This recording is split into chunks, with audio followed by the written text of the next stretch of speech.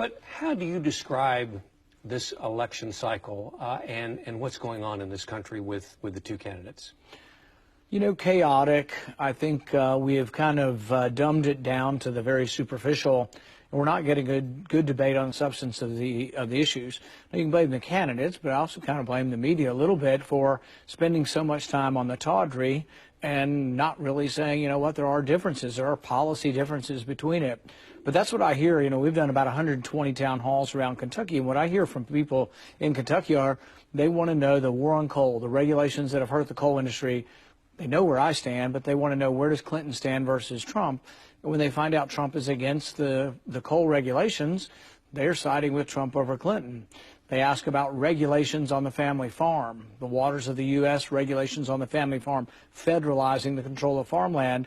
They're with Trump on that, too. They're not with Clinton. And I think what you'd find, and when we do our polling, we're finding is that only about 35% of Kentucky is happy with Clinton, about the same as President Obama.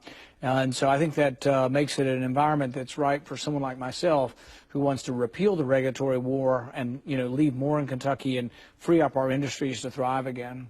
Is that one of the ways you might describe your support for Trump?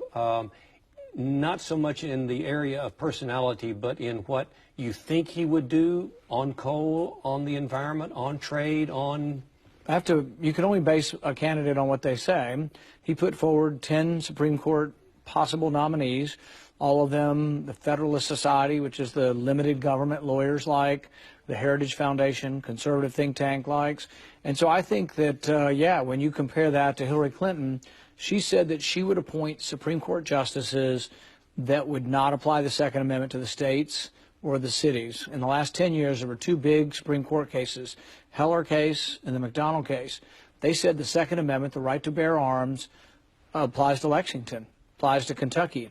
Hillary Clinton says she will appoint people that will overturn those cases. That worries a lot of people in Kentucky. I mean, we're a gun owner state. We're a state that believes in the Second Amendment.